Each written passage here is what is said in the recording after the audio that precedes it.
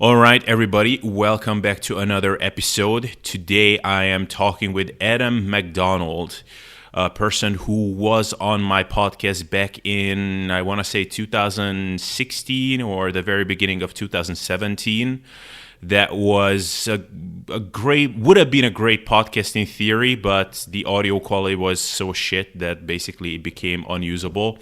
But at the time we were talking about Adam's literally journey of traveling the world and doing bodybuilding shows in the meantime, which was a pretty cool thing of him to do, and it's all documented on his YouTube channel, so I would recommend anybody checking that out. And I was on his podcast as well. I think that podcast was also posted on my channel. So Adam has been around for a long time. He's a successful natural bodybuilder, and today we have a lot of cool topics to discuss. And it's going to be informative and interesting, not just for bodybuilders. So that's all I'm going to say. So don't tune out just yet, just because you heard the word bodybuilder. So with that intro, Adam, welcome, and how are you doing? Thanks so much, man. Yeah, it's been a long time since we spoke about that. I remember that was quite a long time ago. I was living in my parents' house at that stage, and that's the days of like Snapchat and things like that. Sorry, that's what I was gonna say. Like, this is the first memory just that popped up in my head as you were saying that. I remember, like, right after the podcast, you were like, "Oh, like, do you mind if I just make a quick like Snapchat story?" And you like took a photo of us, and it's like, "Hey, so this is the SSD podcast. I was here." And Snapchat, nobody's talking about Snapchat anymore. That's funny. Yeah, there was good times, and yeah, I really enjoyed that traveling. Those traveling times. Seems so long ago now at this stage. Yeah, time flies. It's pretty crazy. So now, what is going on with you? So first of all, how is the Rona situation over where you are? Well, the situation in terms of the cases and things like that is actually not too bad, but the lockdown as a result is actually quite bad. So we've been in lockdown since December of last year, and everything has been closed, like shops, gyms, pretty much everything except for I think they started to open up schools for some kids at least, but everything else is pretty much closed down. You're not supposed to leave 5 kilometers. You can't meet up with anybody outside. I don't think, not yet. Like next month they're letting people meet for like one other person for exercise outdoors, and yeah, it's pretty strict, so it sucks, to be honest, but kind of have to get on with it. There's not really much we can do. So how are you holding up with all of that? Because I remember, like, when the first, like, I think your country is one of those crazy ones where it was like closed for a very long time, and then it got opened up briefly, and that got closed down again. Like, I think I was, as I was preparing for this whole thing, I mean, I like your podcast anyway, the Health Mastery Show, just plugging it for everybody. I was listening to a podcast that you did with Steve Whre that was a few months back, and then you were talking about like, yeah, I bought all of this gym equipment, but now the gyms are open back up, and maybe I should get rid of it. So it's been kind of on and off, right? Yeah, they opened up for 3 weeks in December, and yeah, it was like months of lockdown in order to have a meaningful Christmas, as they called it. And then that meaningful Christmas ended up causing the case numbers to skyrocket for what appears to be 4 months now at this stage. I doubt it's just because of that, but yeah, they opened up for 3 weeks and then they had to immediately close back down because the case numbers went right back up. So there was no real living with COVID plan. It was more so, let's just keep locking down until this goes away or until people are vaccinated, which doesn't seem like it's going to happen anytime soon. But yeah, I'm lucky I kept that equipment, and I actually got a few more things just because I would go crazy if I couldn't train at all. So yeah, I'm kind of lucky in a way. So if it's not a secret, how much money did you roughly spend on all the equipment that you have, and what equipment did you invest in? Yeah, so I think I bought like a bench, a squat rack and a bar, and about 130 130 kilos or 50 kilos, 130 kilos of plates. And I kind of got it lucky because I bought it before the gyms actually closed down the first time. When people were saying, oh, the gyms are going to be closed for 2 weeks, and then you could see that China was like imploding. Then I realized like the gym's not going to be closed for 2 weeks, and lo and behold, it's only been open for about 4 weeks in the last year. So it wasn't too expensive then. I think that was like €800. I mean, relative to how expensive it is now. And then recently I bought a pull-up / dip freestanding station. The only reason is because if I put it on my door frame, I'm fairly sure I'm going to pull it down. And I don't own this apartment, I rent, so I don't want to be doing that. I've already put a hole through the wall and the roof with the bar. And I have 2 dumbbells, and that's 2 small dumbbells that are 10 kilograms. And I got them from my dad, who has a tiny small like gym thing in his physio studio. But I didn't buy the dumbbells because I kept thinking that the government kept saying like, oh, things will be open in 4 weeks or whatever. So it's like, I'm not dropping another 400, 500 euro because I'm going to sell all this stuff afterwards because I can't keep it in my apartment, or nor do I want to. It takes so much space. But then they don't open it. So we thought in December they said we're going to lock down for January. So I was like, okay, I'm not going to drop another 500 euros just to get dumbbells because I have a barbell, or like cables or whatever. Then after January they said, oh, we're going to revisit in March, and then it was March recently, and then they're going to say, oh, we're going to revisit in April. So they keep kind of pushing it out. So you don't want to spend so much money, and then they're like, we're open in 3 weeks. You're like, damn. So overall I think it was maybe, I don't know, 1,100, 1,200 euros. Yeah, that's pretty good. I ended up investing around 3,000. So, yeah. although I invested into more things as well, and to be honest, I made a commitment to like not comment on anything like Rona related, and to not really discuss this whole thing on the podcast. So I'm not gonna get into any kind of like what my opinions on the whole thing are, but I'm just honestly fully prepared for this whole thing to still go on a year from now, more or less at the same pace as it is going on now. Like I just don't, not in terms of like in Ireland, for example, everything will be locked down. I just don't think that there will be like drastic changes as in how frequently or if we should even expect lockdowns and unexpected restrictions and things being taken away unexpectedly. And training and the most productive training sessions that I can have are just such an important part of my life that I feel like I just need to prepare for the future. So I'm, I just put my money where my values are, I guess. So yeah, it's a big investment, but honestly, I'm really glad that I made the investments that I did so far, and it will be only more from now on. But that's just me. Yeah, no, I understand. I get you. I mean, I don't really understand those who like don't put any money into it. I think I'd send some like bands to my clients when it originally started, like those red mini bands, like that are like 10 kilos or something like that, like the resistance. Like obviously I wasn't going to send them like a pair of like Bowflex dumbbells each, but I expect then people to like buy more and more stuff as this goes on. I mean, if you like training, you'll do it yourself. But I'm surprised with some people who like say might reach out and ask for advice about home training, and it's like 10 months in and they still only have like a band or something like that, or a kettlebell. Yeah, and I always say, when someone reaches out for coaching and they ask me, hey, so my gyms are closed, so I'm just wondering, do you think this is feasible? Can I still make progress? My first response is yes, but I strongly suggest that you get a pull-up bar at least.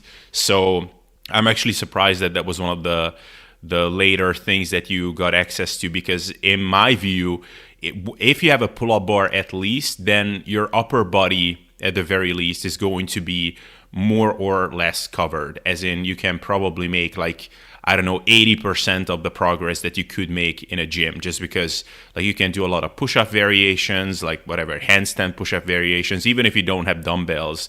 And then with a pull-up bar, like a pull-up and pull-up variations and chin-up variations are just such underrated movements and train so many muscles, and because our bodies are sufficiently heavy so that we can always train in reasonable rep ranges, those exercises remain to be stimulative enough all the way from day one of your training journey up until like year 15. So that's kind of my most essential equipment, and it's cheap as well.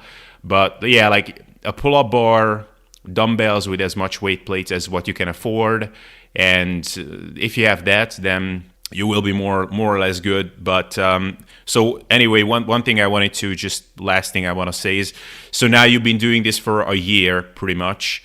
So now you really put this whole thing into the test. Like we always talk about these things in theory, like, okay, gyms are closed, don't worry. You're traveling and you don't have access to a gym, don't worry. Like you can still make it work, blah, blah, blah. Now you've been actually training with fairly basic equipment, although you have a rack and things, but like, what have you found? How are training sessions like without a good leg press and the hex squat and the cable stack and all of that? What have you found? Yeah, I think like the training sessions are decent, and you can get a very good training session, and continuing to improve my bench press and my pull-ups, and I'm trying to focus on what I can focus on as well.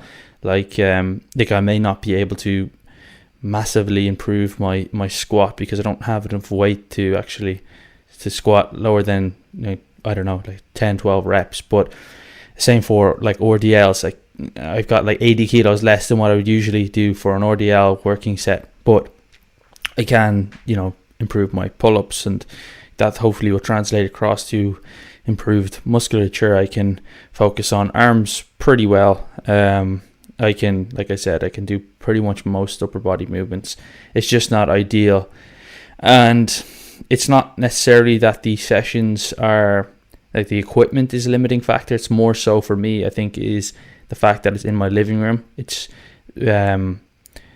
gyms were like almost a place to go, and like a place for my mind, I suppose, to go and get out of my house.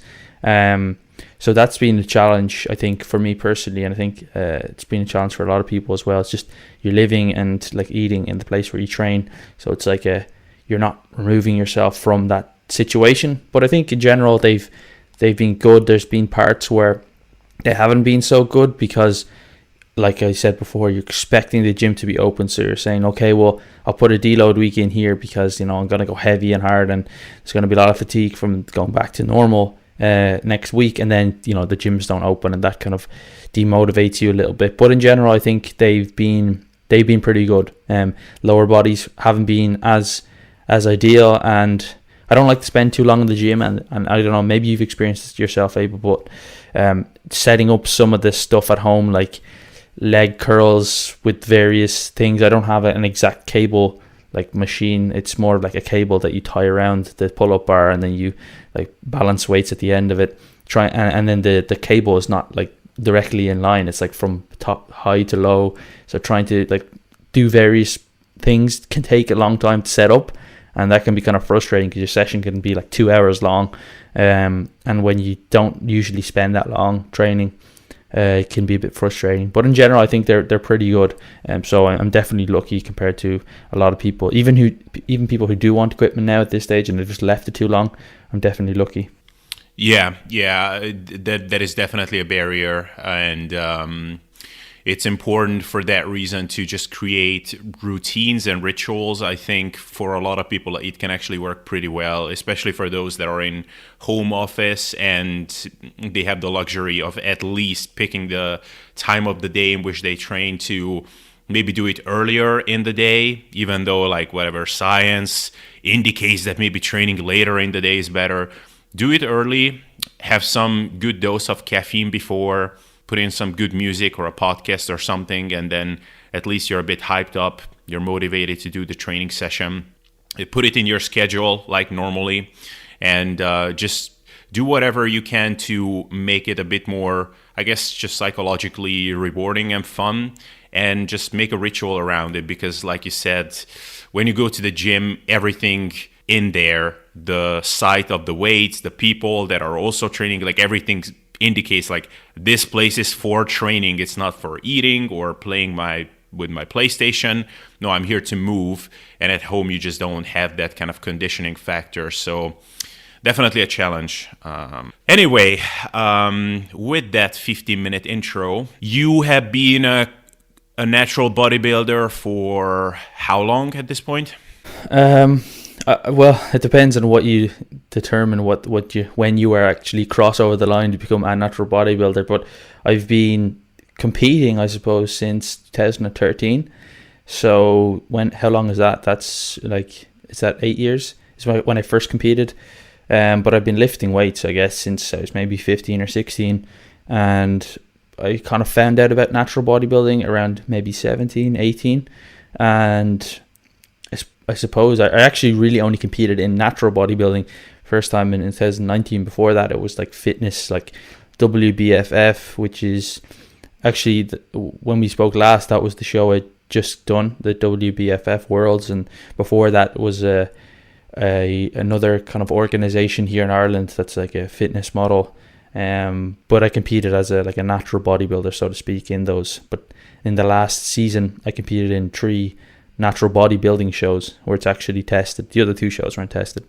Wow, that's pretty incredible, actually. Like you got into this like really early. I follow obviously a lot of people like you who compete regularly, and everybody's story is a little bit different. Like a lot of people have been training for like 10 years and whatever, and eventually they were like, okay, well, I achieved a lot of the kind of benchmarks that I set for myself in the gym, so maybe now let's take it to the next level and actually do a competition. But you got into it like really early. So I have to tell you something interesting, which I don't know if it's going to make any sense to you. I'm curious what your first thoughts even are on what I'm about to say. And then I'm going to follow that up with a question. So I've never competed and don't really plan on ever competing, to be honest. And but there are lots of other things that I haven't done, or at least haven't done up until this point. And if I'm thinking about a couple of these things, so let's take natural bodybuilding, let's take powerlifting, and then let's take enhanced bodybuilding. Honestly, out of those 3, natural bodybuilding is the one that I could see myself like being the least likely to ever do. And I haven't always seen it that way, but as time goes on and honestly just observe what people do and what they go through in all of these domains, like natural bodybuilding is the one that I wouldn't want to say understand the least. That's not even a good way to phrase it. Like people have different passions and different things that draws them in, but like that's the one that has the least, I guess, appeal to me in any kind of way. So first of all, I'm interested in what you even think of that statement, because that might sound fairly absurd, but what is it that drew you in so early and for so long? Because I mean, you haven't stopped since then. Yeah, I mean, I don't think that's absurd at all. Some people like a competitive outlet. Even myself, I think that if the gyms were to close forever, and for some reason, let's say I got an injury where I couldn't lift weights, but I could do other things, I don't think I would be like destroyed mentally. I would just pick up something else. Like I've even toyed with the idea of running a marathon before, but I know that's complete contrast of goal in terms of the training that I need to do with my bodybuilding goals. I basically put that on hold or even regress for a year or 2.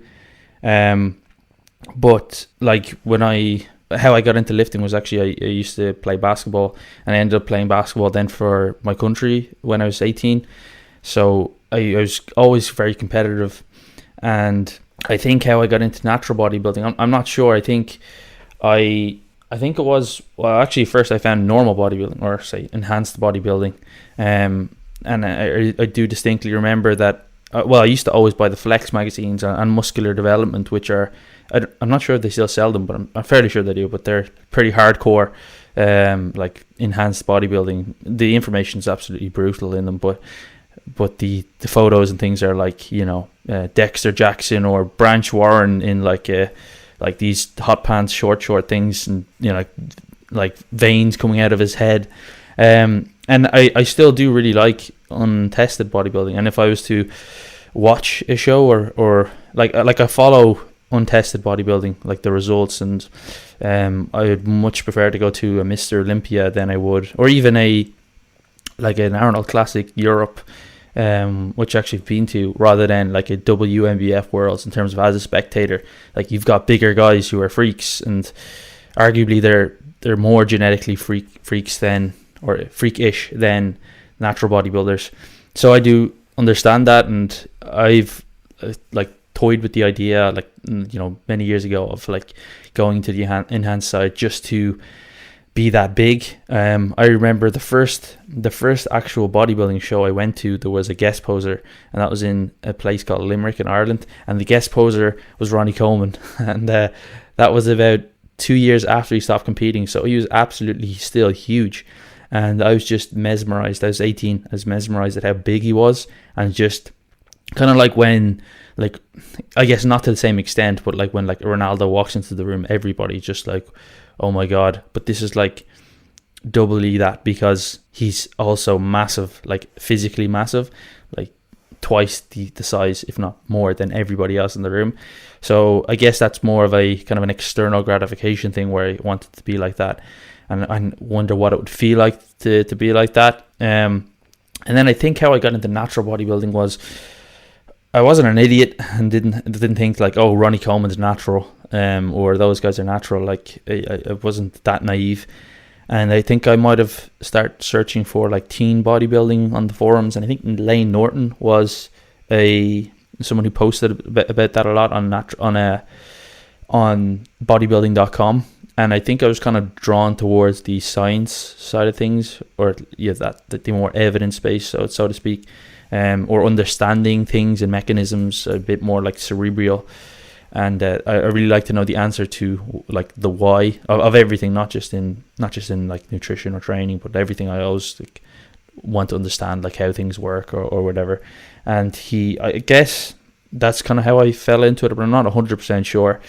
And it wasn't like I had this period I've heard other people say like, wow, oh my god, I found that there was a natural bodybuilding I thought you had to do, I thought I had to be untested, but that's kind of how I got into it. And then I don't think I ruled out like non-tested bodybuilding or untested bodybuilding like early in my career. I didn't want to be taking that stuff when I was like 18, 19, because I knew that it wasn't necessarily good to be taking that stuff when you're younger. And then I kind of wanted to actually be like a fitness model. Rob Riches, who was like a well-known fitness model back then, he was sponsored by Optimum Nutrition and things like that. He was like, he looked good. He like he was an attractive guy, and he had a great physique, and I kind of wanted to aspire to be like that. Like he's still way bigger probably than I am now, or at least he looks bigger because of his insertions. And then I think after competing in like the fitness model category and realizing, especially at the last competition I did in fitness, the WBFF, like the guys, at least half of them, even in the fitness category, because there's also a muscle model category, are not natural. And I was just much smaller, and I realized like, you know, some of these guys aren't much older than I am, and they're way bigger. And I remember even one of the guys asked me, it was like, he was a pro, whatever that kind of means. He competes in the pro class. That you know, is this your first show, in a kind of condescending way? And I was thinking, oh, what a dick! Why would you say that? Basically saying like, you look small. It's like, you know, because I had my t-shirt on, I think. And then after that, I kind of wasn't sure actually if I wanted to compete again. It wasn't the best experience. It wasn't the worst, but it wasn't the best, and I didn't really feel that fulfilled. And then I decided eventually, okay, I want to do natural bodybuilding this time. So I tried it out, and yeah, I still, that's kind of where I am now, I suppose. I'm like 2 years removed. Well, not 2 years, about a year and a half removed from my last season. Yeah, so so I don't even know how much I should go into this, but like I'm just curious to hear your perspective about like what it is about the process of going through a prep, everything that goes into it, and then everything that comes after that, which can also be rough. Like, what is it about that whole process that makes you want to do it again and again? Obviously, in your case, it's a little bit of a trickier question because it's also part of your business and you're a coach and you're working with competitors. So I guess that inherently changes things to some extent or to a large extent. But like to me, if I'm looking at like all these different things that I listed, and you mentioned running a marathon, like that also kind of falls into this. Like I would never ever freaking do a marathon. Like it just looks like torture. My knees are like aching if I just do a little bit of a jog, whatever. I did a lot of that as a kid. I was doing kayaking, and there we did a lot of running, and my knees are permanently fucked since then. So I would never run a marathon, for example. I would never do an Ironman. But I can see why people are drawn to it, because when I'm hearing about their experiences, it's all about like, you know, after you ran like, you know, 30 kilometers and you're tired, but then you're getting into this flow and your brain goes into a different space and you're having borderline euphoric experiences and you just become a different person, this and that. Powerlifting, same thing. Like, I don't think I would do that, or I've never considered doing that. It's like, man, my shoulders are starting to hurt even when I go below like 6 reps. It would be connective tissue suicide, but I can fully understand the appeal of like how freaking big and strong I can get. Enhanced bodybuilding, obviously many things that go against it, but like, man, you're going ready for a show and it's like, it's an art. It's like, okay, I have my genetics. What can I get out of that with, you know, using technology, essentially? Like, okay, I'm a little bit too stringy. Let's throw in this compound. I'm holding a little bit to water. There are like 15 different products on the market that can make me look drier. It's technology utilization art. So like, I can totally see the appeal of that as well. With natural bodybuilding, when I'm following the journeys of people that are getting ready on the stage, like, I'm not hearing these things in the final stages of a prep. It's all about, it's horrible, I cannot sleep, no sex drive, I'm feeling like a walking dead man, and it's like, how much more can I suffer? Like, I'm already suffering a lot, and there is 3 months left, and I'm going to suffer 10 times more. But hey, I trust that I can suffer even more. Like, that's my perspective looking at it from the outside. But obviously, you must have a very different perspective on it since you've been doing it for so long, and it doesn't seem like you're planning on stopping with it. So just tell me a bit about it. Like, what is it about natural bodybuilding and the process of competing that you like? Yeah, well, I think one of the main things is you're working towards goal, and I know that even though I love lifting, it is easier to, I suppose, push yourself hard and to enjoy it when you're training for something.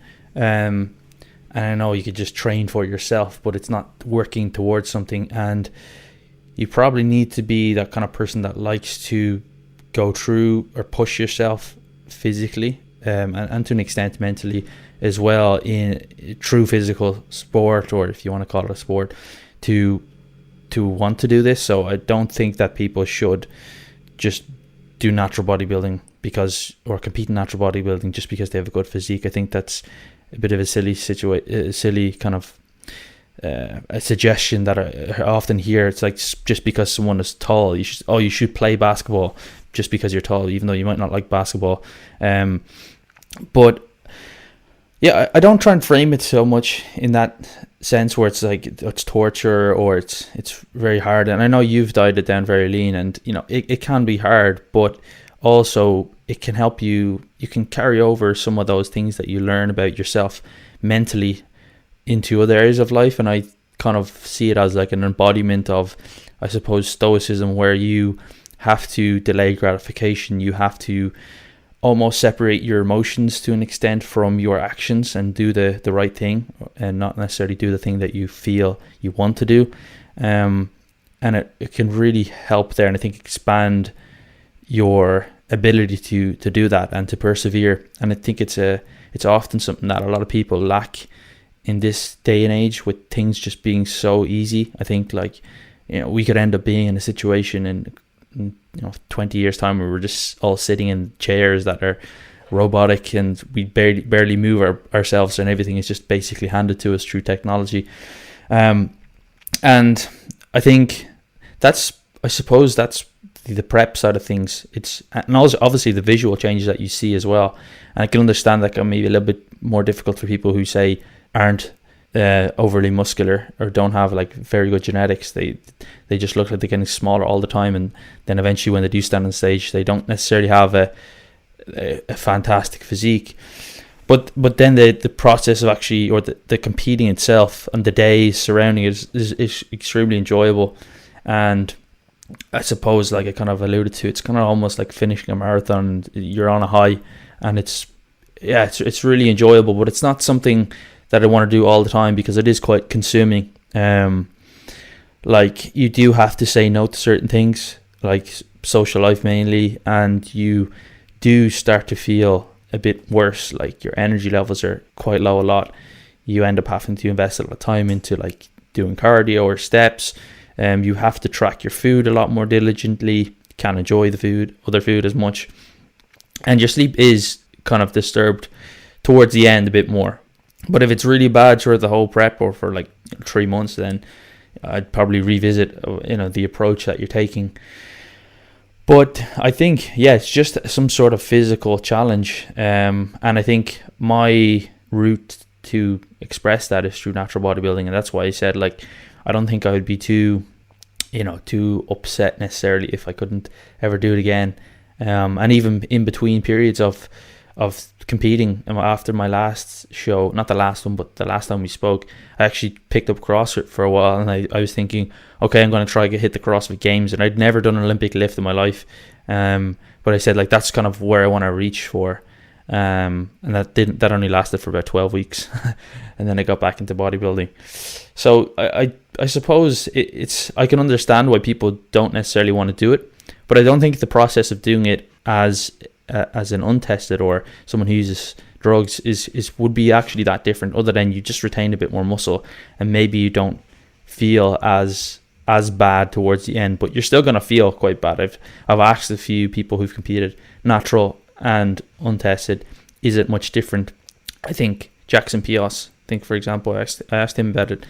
He said it's pretty similar, but maybe just you just don't feel as bad, but you still do suffer, especially just because of the low energy availability towards the end. Yeah, I mean, I've definitely heard similar things in terms of the well-being thing. Like I specifically asked this from someone in the enhanced realm not that long ago. Like, look, can you give me an idea just how is the experience of getting super, super lean? So I haven't been in stage condition, but like you said, I've gotten within shooting distance of that, and I know how I felt. So, like, how would I have felt? Just tell me, if I was on, say, I don't know, 300 mgs of testosterone. Like, would it have been like drastically better? And it's like, well, yeah, down to a certain point, it definitely would have made a big difference. So if you go down to like 7% body fat, you would feel better. You would probably sleep better. Libido would still be there more so. But when you go from 7% body fat to 4%, you're gonna suffer. Like, no matter what you take and what you inject, it's going to be a struggle. So I've definitely heard similar things. So one thing I asked Steve Hall one time, and I'm curious what your take is obviously any kind of diet where you're really pushing yourself to the limits, and I guess bodybuilding is the epitome of that in terms of, like dieting, leanness, all of that. There are many things that are making it hard. So for me personally, sleep is one of the biggest things. Like, when that really starts suffering and I feel like I get to a place where it's basically irreversible, like as long as I'm this lean and as long as I'm in a deficit, it's gonna suck. Like, that's one of the hardest things for me. For others is the social aspect. To me, that's not such big of a deal because I'm fairly introverted. So like, I wouldn't want to be out and clubbing and doing this and that anyway. For others, it's whatever, impaired productivity. So I'm curious, like, if you're looking at all of the things that can suffer during a very, very harsh diet, like, what is the first thing that comes to mind? Like, well, yeah, like that is the thing that I miss the least about prepping. Well, I think Well, I haven't really got much of a social life because of the whole worldwide situation in the last, literally since like 3 months after my last prep finished anyway. But that would have been one. None of my friends really like bodybuilding at all. Like, some of them lift weights, but like they will drink like pretty much every weekend. And I do enjoy that, but it's not something that I've really have done throughout my life anyway, because it doesn't really match up with the kind of fitness lifestyle anyway. But you can't really even do that like once a month when you're prepping, or at least towards the end. I think like the last time I actually got drunk on my prep, because I know we talk about moderation, but like it's a lot more fun to not drink in moderation than it is to drink in moderation. Was about 8 weeks before I competed in the Mayhem, which is the one that I competed with Eric. So I actually like drank a few weeks before, drank quite a lot. And I did miss things like that, because when summer you like to go to barbecues and just eat the food and stuff, and you can't really have like fatty burgers and ribs and things like that. So I did miss that towards the end, because I think towards throughout the prep you can, and if you take a bit of a longer prep, you can get away with some of these things. Like, I went to a wedding in Spain for a weekend and didn't train. I didn't train, or I didn't really track food, but I was just cognizant of what I was eating. And then I guess just being tired a lot as well it was kind of bad. I mean, I don't think I really had sleep issues until I was maybe 6-7 weeks out. Other than that, my sleep was improving, or at least staying the same. And just towards the end, it's just being constantly tired. It's just like I'm finished whatever I was doing, work or something at 5 o'clock or whatever, and then I'm just exhausted, and then I have to go and do like some steps, because I was actually doing quite a lot of steps to try and get my body weight down. And I was just feeling like kind of like I've done a hike every day and just plopping on the couch, and then realizing I need to go train in an hour. And that was a bit frustrating.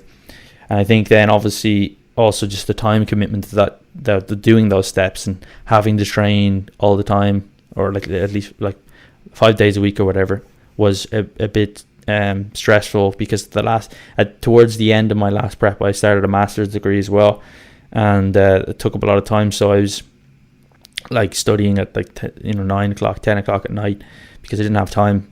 And that was one of the biggest things, I would say, and probably why I wouldn't commit to a prep until maybe next year when I'm a bit more time, because it is quite time consuming, just having the cardio in, having to be able to prepare, not just grab something quickly, or even like get something that's like even though a healthier or better macro option from a takeaway or something, or like a supermarket. That's how I'd say. I wouldn't say there's one particular thing, but I'd say just a combination of like the different changes. Right. Oh man, what a dream picture you're painting. Like 20,000 steps a day, no food, heavy legs constantly, and studying until 10 p.m. Amazing. Hey guys, just a brief interruption. If you like my content, value my opinion, and find my methods for getting and staying lean and building muscle intriguing, then I'm just letting you know that I do have a comprehensive, 100% individualized online coaching service. If you'd like to have me in your corner and use my best methods to achieve your fitness goals, then check out the show description for more information about how you can most easily reach me and apply. I will follow up with you, and you and I together will determine if/exactly how I can best help you to reach your goals. Whether it's my one-on-one or group coaching service, we will find a system that is the best fit for you. All right, that's it. Let's continue with the show. Just curious, because this is something I'm planning to have some discussions on the podcast, just how big of a difference it makes when someone is a bit more sedentary versus gets in like a lot of steps. I'm actually planning on interviewing Herman Ponser. I'm sure you've heard of his name. The Ponser model, constrained energy expenditure, and he talks all about like there's a limit on how many calories you can spend, and the Hadza tribe, they're moving around all the time and they're not burning that many more calories than even sedentary people just sitting in a cubicle all day. So I don't know if this was always your approach, like doing a lot of steps or doing a lot of cardio. Maybe you've had preps when it was like little cardio. And what have you found in terms of higher, just general activity levels, not necessarily like cardio, but for example, getting in a lot of steps? I think the last time we spoke, you mentioned that you were getting in 20,000 steps a day. Did you find that you could get by on higher calories during the prep doing that? No, so I think my metabolism is pretty adaptive, at least when I diet. I don't really eat a lot of calories in the off season to gain weight. I mean, I've never eaten 4,000 calories. I mean, consistently. Of course, I have eaten 4,000 calories in a day, but more than 3,200, 3,300 calories, I would gain weight. And then when I diet, I'm dieting at around, maybe I'd start my prep 2,500 calories, but that's at about like 92 kilos. And then at the end of my prep, I think I got down to around 1,600 calories. And I think, I think that the less steps to an extent that you can get away with, the better, because you save time and it's not as fatiguing. Time being probably the main thing, because 20,000 steps is a lot of time. But at the end of the day, if you're not dropping body weight, you have to do something. It's either less food or it's more activity. And as you know, like in the general population, a lot of people just probably they just don't track their food properly, or they're not sure. Like, I mean, I had one client who was, I think, eating pasta. He was underestimating the content that he was eating, and he ended up eating like 3 times the amount of calories, because he was, the packet said, I think it was like cooked values or something like that, and he was taking that as like dry weight or something like that. But as you know, for like the likes of ourselves, we pretty good at like not messing things up like that. But in my previous preps, like in 2016, I did try a lower step count, or at least like 12,000, and try to get calories lower, because that's what you can do. But I ended up actually binging more. And I know you can just say like, oh, don't binge. Like, it's easy to say, but often when you're like technically starving yourself and you're maybe a little bit more emotional, and then you're not in the best environment, especially when I was traveling, not in the best environment for like being on track, I ended up binging a couple of times. And that's not really a good scenario to get into, obviously from a body composition point of view, but also from a psychological thing as well, because you feel very bad about it. And the approach I took then was like increasing calories a little bit, having more food, and then doing more steps. So I think, like, I do recommend people try get away with less steps than more to an extent. So like, if you're prepping, like, probably more than 10,000 steps, but maybe try not to get more than 15,000. But if they're already eating quite a small amount of calories, or a low amount of calories, and they're starting to get overly food focused, or they maybe are binging semi-frequently, and they have a lot of time that they could get more steps in, then I think that's a good strategy. So I think, you can look at the physiology and what happens in terms of energy conservation, but then you need to look at it from a practical point of view. And I think it's probably looking at the mechanisms is probably better for people who generally want to be healthy, or lose a little bit of body fat and maybe be like healthily lean, or like beach lean. But when you're getting to like stage levels of leanness, we're already kind of messing up our physiology and getting to a point where it's not going to be a good place. So we really need to kind of do what we can do to just get there, and whatever is going to work for that person. So I'm not ruling out that I would have to do those kind of steps in my next prep. I will try to see if I can get away with less, and hopefully maybe just eat a little bit less. But I would have to see how that makes me feel, and then how that, like, psychologically, how I cope with that as well.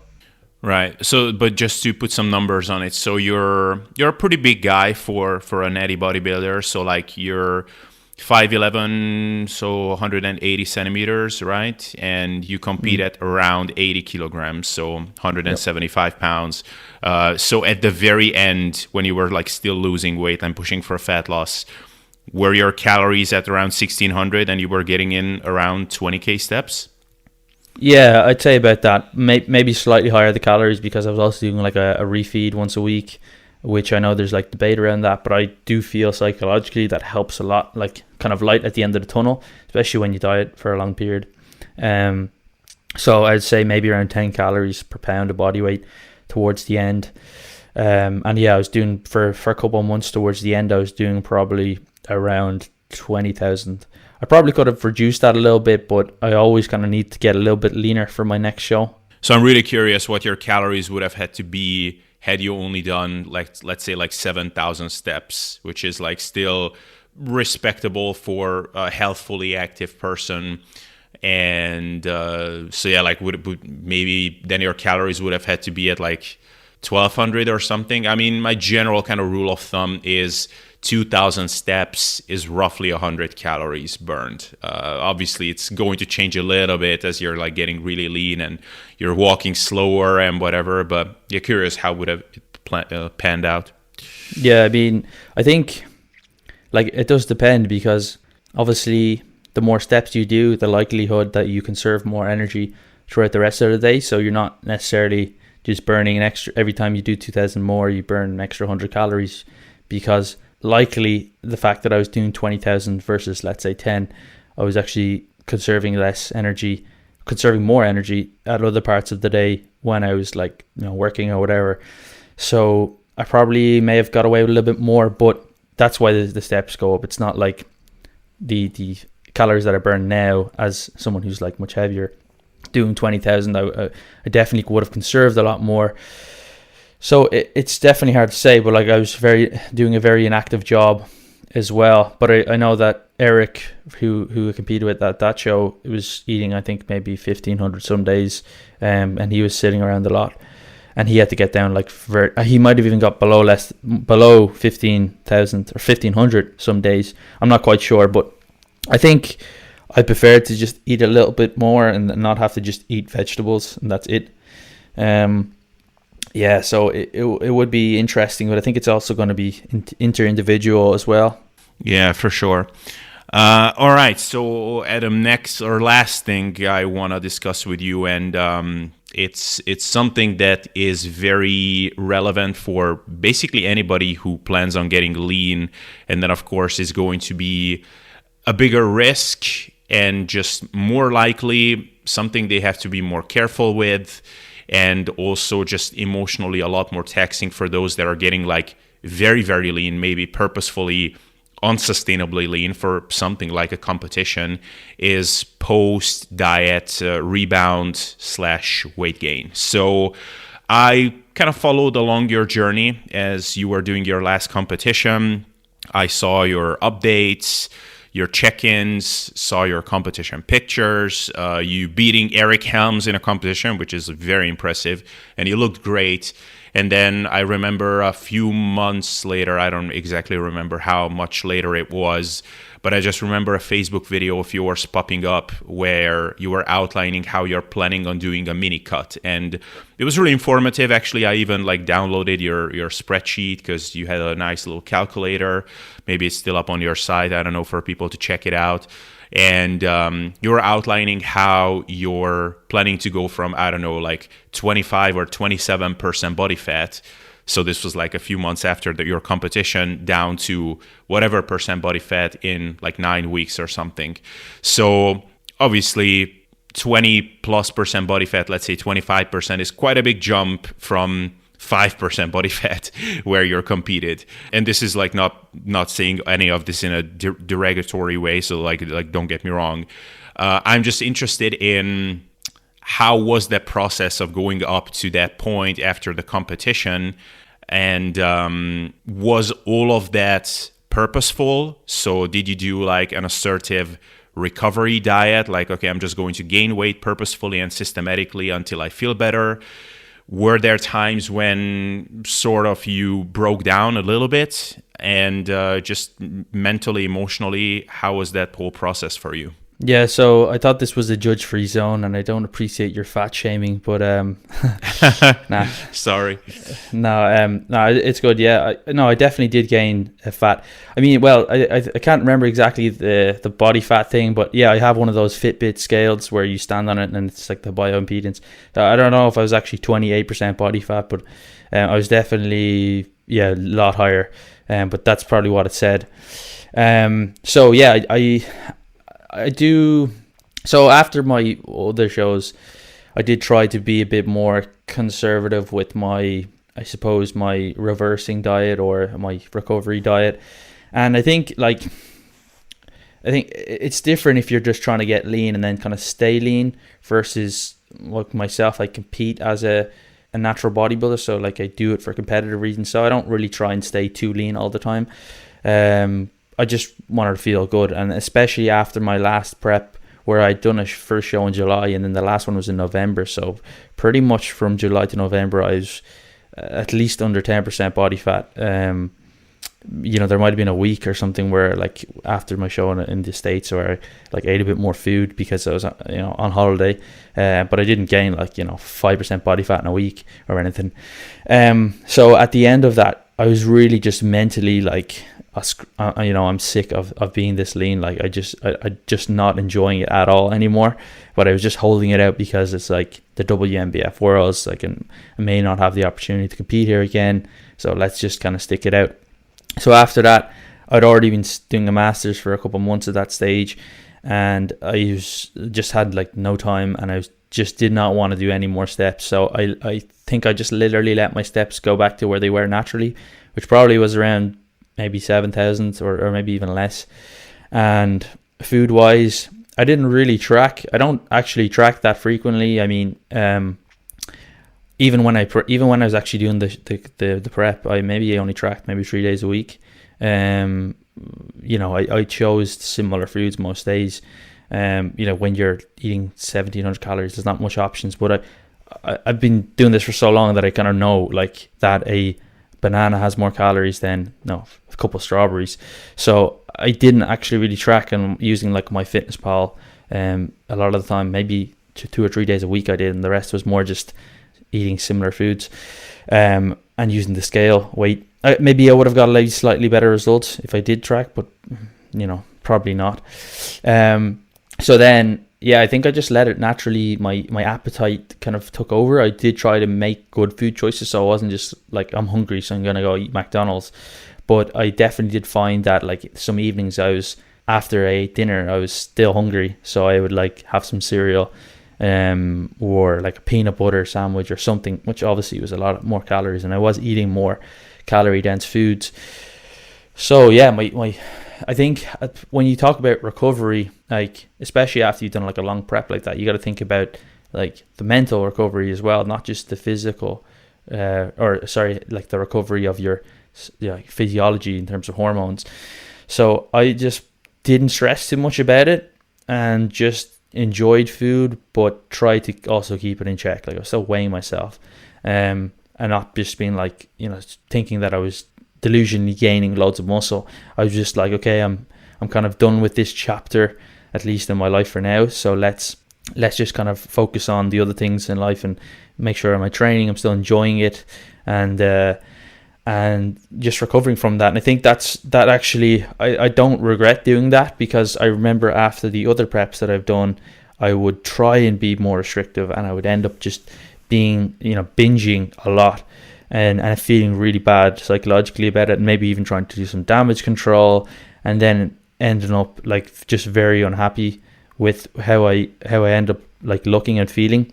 And after this prep, I was just like, I'm just gonna try and go back to eating normally somewhat, not trying to stuff my face with everything and anything that I can, but not being too restrictive. And I really did actually like enjoy that. I could have definitely kept it in a bit tighter, but at the end of the day, 6 months later, I may have been in the same position anyway. That mini cut that I was talking about then is probably, I would say, looking back now, is probably, it was definitely a lot of it was to do with like psychologically. I felt like I looked a lot different because having spent pretty much the previous 6 months at a stage condition or very close to it, and then you're not looking, you don't look anything remotely like that, you do feel like, wow, I look terrible.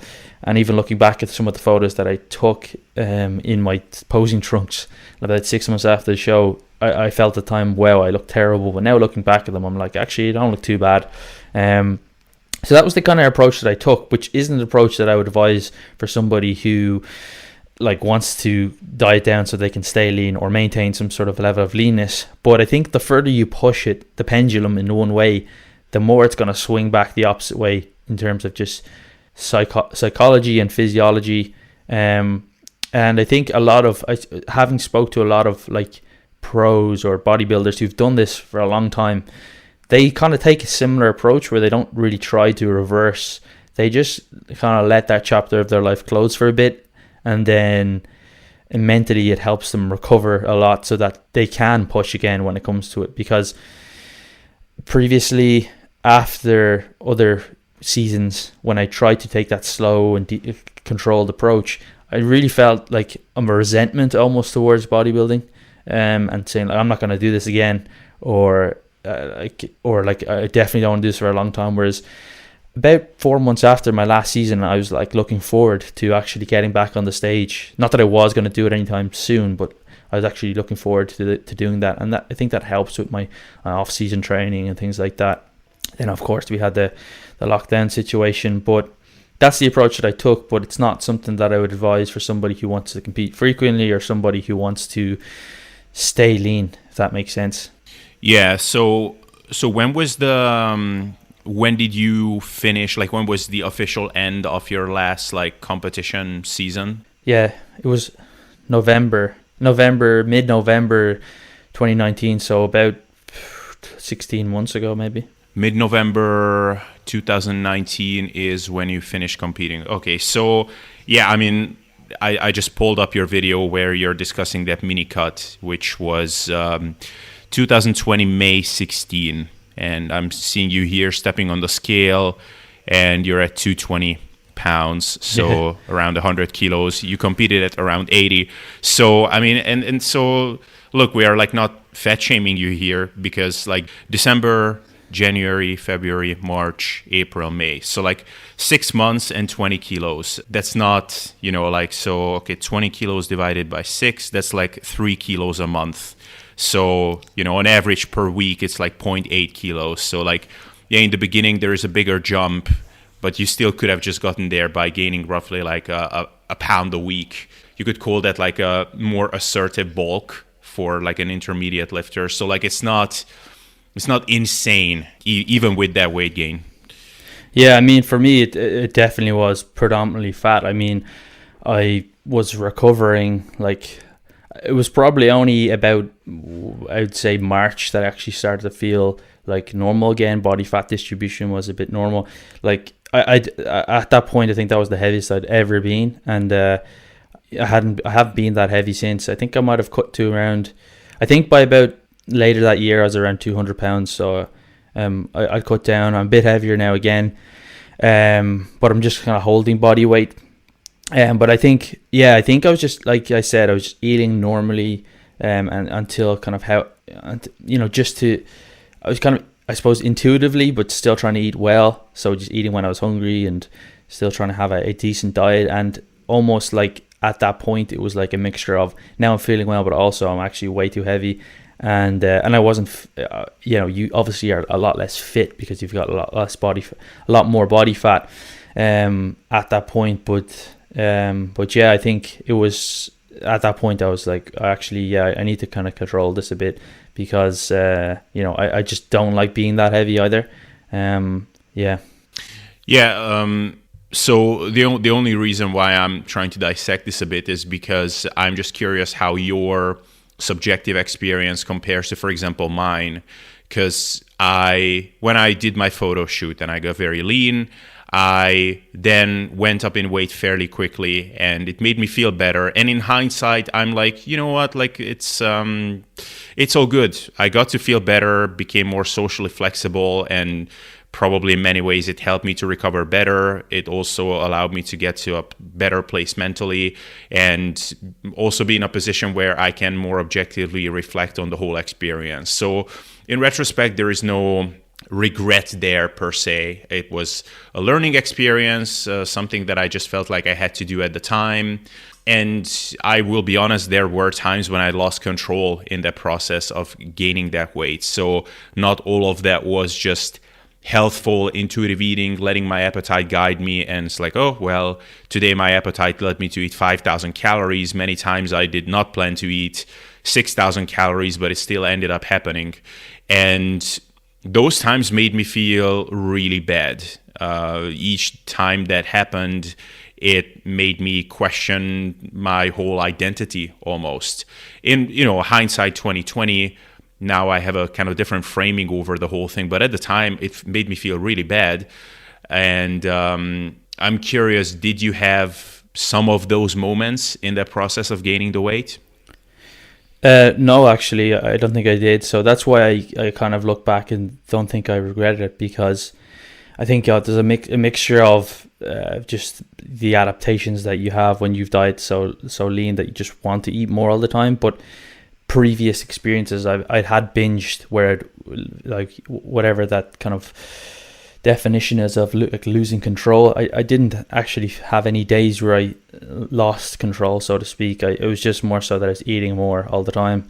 Maybe, obviously some days a little bit more, but it wasn't feeling like, oh, I can't stop myself. I've eaten 7 chocolate bars now and I feel terrible about myself. It was just kind of, I just ate more and enjoyed myself more, and had food kind of when I wanted to have food. So I didn't regret or look back and feel guilty about it or anything like that. And I think, like, I do identify as a bodybuilder who's competitive, so I don't feel necessarily the need always to stay super lean, so I didn't really feel too bad about it. But obviously, everyone wants to kind of be leaner than it's better for everybody most times, or most people would like to be leaner regardless of what they say. I think they would like to look good all the time. But I think I started playing basketball actually again, just as another way to kind of be competitive, because when you step away from such a long prep, you lose your competitive outlet to an extent. So I started playing basketball a little bit, and I was just, being 220 pounds, you can't really run much. Well, you can, but it's very hard. And so yeah, I think that's one of the reasons why I wanted to kind of diet down again. But yeah, I don't feel like I lost any control. I mean, over Christmas is quite close to November, so it's celebrated here with lots of food and alcohol, which I definitely drank quite a bit. I think more than I would have probably combined for the previous year. So it wasn't the best time to kind of finish up a prep. I think maybe if I finished it at the start of summer, maybe I would have kept it a little bit tighter. But looking back, I don't think I necessarily regret it. After the next prep, do I think the same thing would happen? I would say probably, depending. Maybe I would keep it a little bit tighter. But like looking back now, do I think I would be in a much different position than I am now if I had have changed things, or kept maybe to 205 pounds or 220? I don't think so. And if you look at like some of the case studies there's one specifically, Rossau 2013, they look at the 6 months before and 6 months after the show, and the competitor basically is a slight bit heavier than when he started the prep when he's finished his kind of recovery period, so to speak. And that's kind of where I was. I started my prep around 205 pounds, I think, ended up around 220 at the absolute peak. And then I'm kind of now hovering around maybe 210 ish, and just trying to hold this, not trying to focus on dieting or bulking really, and I'm waiting kind of to really do any kind of major pushes until the gyms open up, I think. Yeah. Well, I mean, Adam, you have a very healthy mindset about the whole thing, so I praise you for that. I think for one, that partially comes from you just being in this for so long, so none of this came as a shock to you, for one. And it just clearly shows the differences between a competitor and someone who just wants to get lean to look good. So admittedly, like when I got lean, I sort of had plans about like staying leaner than I was before. So like not just like reasonably lean, some ab definition, but like not too lean, but to become like, okay, I'm gonna show the example. Like you can stay at like 10-ish% body fat, and like you can make it work, and these are the strategies. And that's actually something that I'm doing now, and I intend to keep it up for a while. And but now I didn't get as lean as I did for my photo shoot, so there was not that, mainly that urge to have that rebound physically or mentally. But it seems like you didn't have any of that. Like you didn't have those romantic ideas of, okay, now I'm stage lean, and obviously I won't stay stage lean, but I will stay like insta lean all the time, and that's gonna be the future. You were like, no, I'm a competitor, I did this, and now it's time to recover, focus on other areas, and then whatever, in 2 years or whatever, when the time comes again, then I'm gonna push myself to get lean again. So, I mean, that's a very healthy mindset. Go ahead. I think it changes. So, like the first time I competed, I was 21. I didn't get as, I got actually quite lean for being 21, but or being my first show, I should say. And I thought that I would stay lean, and it's almost like the expectations is what kind of makes you feel bad, because you don't realize how prep will affect you physically. And that was my worst prep in terms of how I felt during and after the prep. I don't think at the time I knew back in 2013 about these negative impacts of like how your testosterone is reduced, and your thyroid hormones and everything like that, and mood disturbances go up, and this is a normal thing. I think that paper I just mentioned was like only published that year, and I didn't read any kind of research or anything like that back then.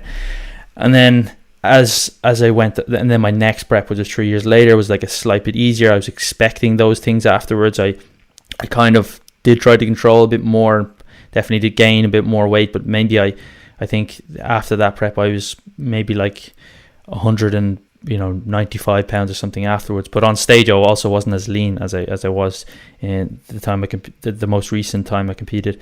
But back in 2018, actually, it was a year before I competed last, I was relatively lean, maybe like 10, 12%, 11% body fat, and that was just through like habits and kind of following a similar diet, I guess, to what you have. I see you post a lot of vegetables and relatively low calorie diet to maintain. And I was actually quite lean. I was going on holidays, and I kind of did that without tracking for a couple of months, and I went to like Turkey and things like that, and I was lean. I could have like visual abs, etc. And I was actually thinking of competing that year. I think I was maybe around 190 pounds, which is about 15 pounds over my last stage weight. But I reached out to Jeff Albert, who was actually had prepped me the season before, and he probably said I was a little bit tight to try and compete that year, so we just kind of left it for a year. So I definitely do think it's possible to do that, and it's a different approach. It's more so about focusing on certain habits and building them up, versus when you're prepping, of course you do need those similar habits, but it's like so much, it's quite consuming, and some of the habits are not sustainable, like walking 20,000 steps a day, or constantly pushing yourself like lower and lower in terms of body fat. It's like when you're done with that, almost you just want to be completely done with it. You grow to resent it a little bit to an extent, and once the show is finished, that you kind of just want to remove yourself from that. Whereas if you're trying to stay lean, like I definitely recommend to most people that say I want to be, say, 11%, or I want to have abs, whatever that means, whatever body fat that is to them, I say, well, like, let's not try and push it below that, because then it's going to be much harder to maintain that, rather than just slowly try and edge towards that. So I do think it's definitely two different approaches. And like I've even had people ask me, oh, you look like a natural bodybuilder looks like a fitness model. Like, even the biggest natural bodybuilder looks like a fitness model who's, maybe juicing a little bit. And they say, I just want to look like a fitness model, kind of like what you look like when you're lean. I was like, you do realize that's like 5% body fat, and that's not like sustainable. And what's sustainable for some people might not even be abs. So I definitely do think it's a lot different approach, and you have to maybe be a bit, you have to think about the diet after the diet, or what you're going to do once you get there, rather than just, okay, I'm going to get there and then I'll figure it out once I get there. Yeah, I mean, and I think that's the biggest difference between doing a competition or a photo shoot, where you're like willingly taking on unsustainable strategies to get yourself to an unsustainable place. So the difference between that and just trying to get lean in the latter stage, like, yeah, like it's not a sustainable place to be. So it is okay and basically required to take on unsustainable strategies. And that almost necessitates a rebound, simply because it's not only the lower calories that you grow to resent, but also just the whole concept of a structure itself, and the whole concept of staying somewhat tight and attentive. And if you want to get to a place where you actually want to maintain, you cannot grow to resent those things, because then you will have the rebound. So that's kind of the big difference. Is people talk about like, okay, like, is it okay to like really do insane things, even if I just want to get to, say, 12% body fat where I actually want to stay at? And it's like, yes, it is okay to be more unsustainable compared to where you would be when you're just maintaining, but it cannot be so unsustainable so that you're like pushing yourself over the edge, where the whole idea of structure and some semblance of discipline is just something that seems like you just cannot do anymore, because then you will have the rebound, and then you're going to go through that whole ugly process, which is kind of a built-in component of competing, but it shouldn't be something that is integral to just getting lean for the summer and to a place where you actually want to stay. So like these are the big distinctions that we just have to draw between competitors and just people who want to get lean, basically. And I think you outlined that really well. Yeah, I mean, I do agree with you, and that's why I think, like, it's like anything, you know, like someone who exercises versus like an Olympian in some sort of sport. A lot of them don't have balance in their life, so you know, we shouldn't really be following an Olympian who that's all they do when they are in their season, however long that season may be. It's, you know, they don't have sustainable lifestyle habits, and that's why, you know, like people following competitors, or people hiring, say, coaches who are competitors. Not that they're all bad, but like a lot of them, they just know how to prep for a bodybuilding show. And like, I know a lot of coaches who will, you know, they'll have like a bodybuilding diet, so to speak. They'll still be kind of they'll still think certain foods are like very bad, or like inherently will cause you to gain fat. So they'll have a diet with specific foods that they'll send, and they know how to switch off and just be hyper focused with like tunnel vision on a bodybuilding prep. And they think that's what should translate over to, you know, an average person who just wants to get lean, and that's what they have to follow. And ultimately, that's why, you know, meal plans that are just sold as meal plans don't really work, and bodybuilding competitors are not necessarily going to be the best kind of coaches for, you know, or they're going to be actually probably bad coaches for, you know, certainly Gen Pop. You know, there's a lot better, you know, PTs or coaches who are going to be much more suited to your general population. And that's why like an approach of a very rigid, unflexible style of dieting or training may be needed in some cases for a bodybuilding competitor, but may not be useful or long-term sustainable for somebody who's just trying to get lean, if that makes sense. So I definitely do take a much different approach to the clients that I work with who are competing versus the clients who are never want to compete, because they're not, you know, they don't have to be the same thing. It's like painting yourself with fake tan and wearing essentially a thong on stage is kind of bizarre. Just because you like lifting doesn't mean you have to do that. So I think, yeah, like the clients who are competing, if they are like if they said, oh, I went out and had like Chinese takeaway and beers at the weekend, and they're not making much progress, you know, I'll probably be a bit more stern with them than if a client who said, oh, I didn't, I did the same thing, but, you know, they're just trying to get a little bit leaner. I would say, you know, to them, that's, you know, it's fine. Don't stress too much about it. Like, these things are normal. We don't want to cut these things out. And I think that's where like bodybuilders often, they kind of don't see that sort of thing, where it's like they can only see what they want to achieve and what they need to get to super levels of leanness, and that's not necessarily what the average person kind of wants to get when it comes to maintainable physique. And I think it really depends on the person how much they can handle and where they start to feel the trade-offs are no longer worth it, and they kind of have to find that themselves.